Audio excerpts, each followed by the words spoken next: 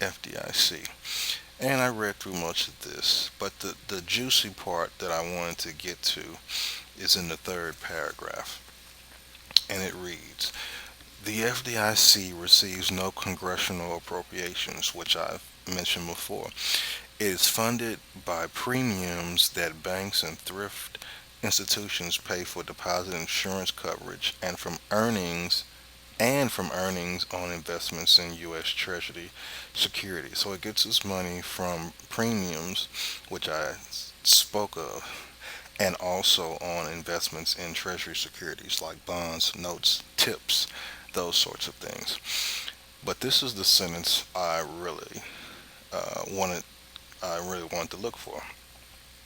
The FDIC insures more than 7 trillion of deposits in US banks and thrifts. I'm going to say that again. The FDIC insures more than $7 trillion of deposits. Okay? That's significant. So now let's talk about the DIF fund, which is what I spoke of.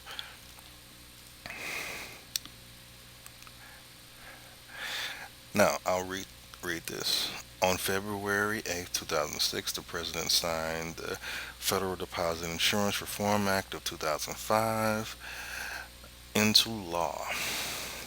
The Reform Act merged the Bank Insurance Fund and the Saving Association Insurance Fund. Those were the two funds I told you that were merged into one, into a new fund called the Deposit Insurance Fund. This change was made effective March 31st, 2006. Now, here's the sentence that is of great importance.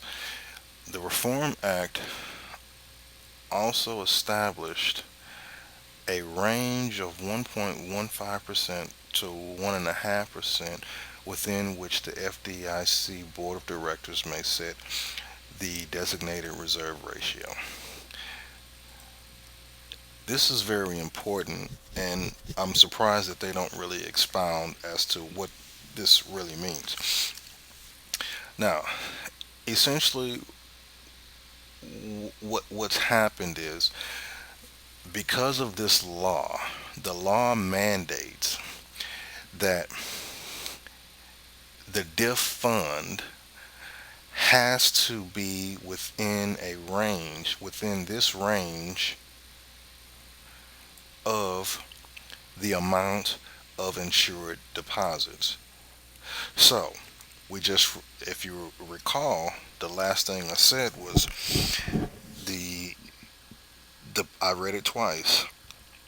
The FDIC insures $7 trillion of deposits. So, this fund, by law, has to have enough money within this range because it's by law. So it has to have 1.15% to 1.5% of $7 trillion. That's how much money the DIF fund is supposed to have in it. And when you run the numbers, which I have, you end up with $80.5 billion on the low end. That's just 1.5. When you multiply 7 trillion times 1.15%, you end up with 80.5 billion. And then the high end, the 1.5% multiplied times 7 trillion is 105 billion. So the DIF fund is supposed to have anywhere from 80.5 to 105 billion dollars in it. And this design reserve ratio is basically the board of directors may set whatever the limit is, but it has to be within this range. So that's important to know.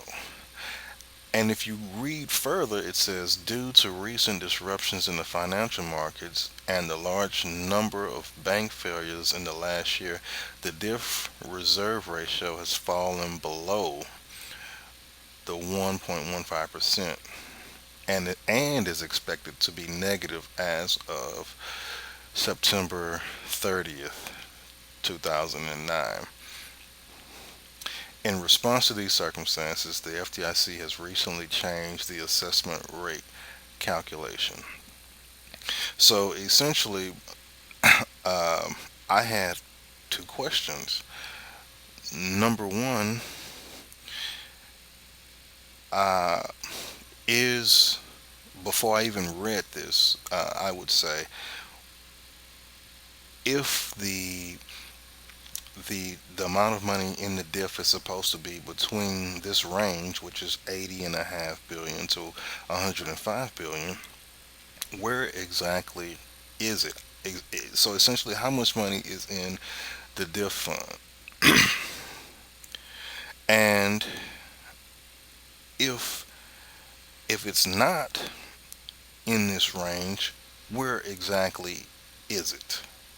Where exactly? Because those are important questions. Because, as we said, this is the money that's supposed to insure your money. Now, first off, this is the problem I have. This is the problem I have. Out of $7 trillion of deposits, the FDIC by law can only have a maximum of 1.5% in reserves to cover losses. So essentially, a 2% move, and this fund is wiped out. There's no money in it. 2%. That's not a lot. That's not a lot at all. But nevertheless, let's find out what's in the the diff fund.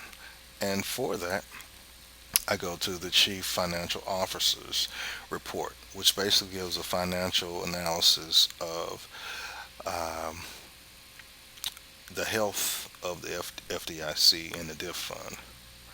And I wanted to know what's recently. So this is for the first quarter of 2010. Click on that, and I have here the diff balance sheet, the diff income statement, and diff statements of cash flows.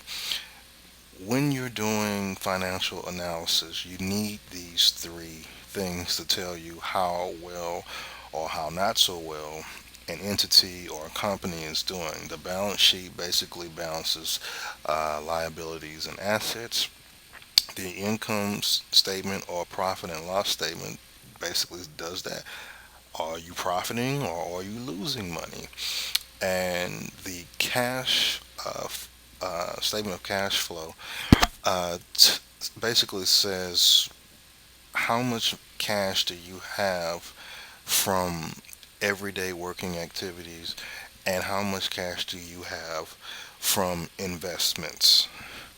And then you add those two up and they give you a number and tells you how much cash you have on hand, which is very important because a lot of people, ha- they have a lot of assets, quote assets, um, in that they have a lot of things, but those things aren't generating enough cash for them to to prosper. So let's check into this.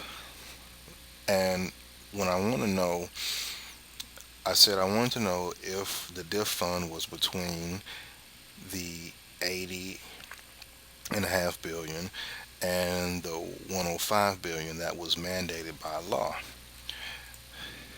And click on that.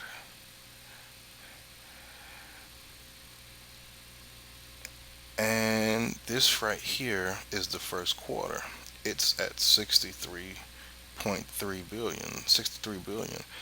Well, that's almost $20 billion short of the low end.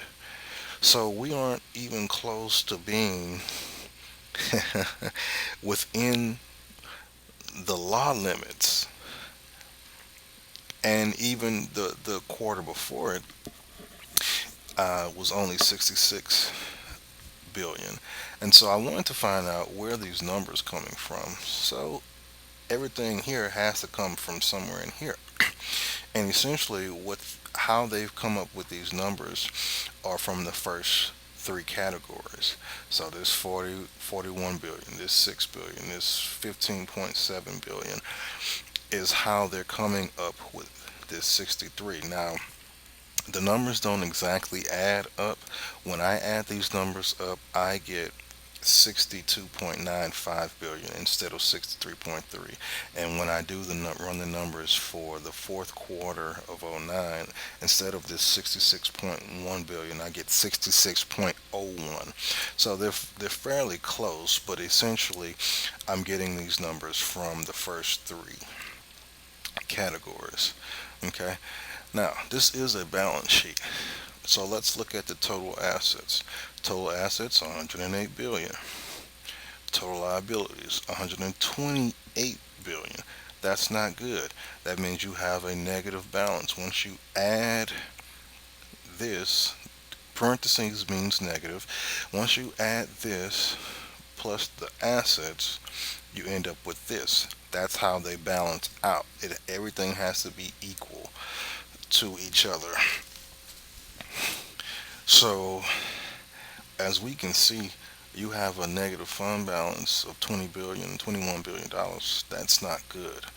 What ideally what you would like to see on an asset page is the on the balance sheet, I'm sorry, is the assets be more than the liabilities, such as this case, 57 billion, and this was a year before. This was March of '10. This is March of '09, and the um, assets are 58 billion here, and the liabilities are 45 billion.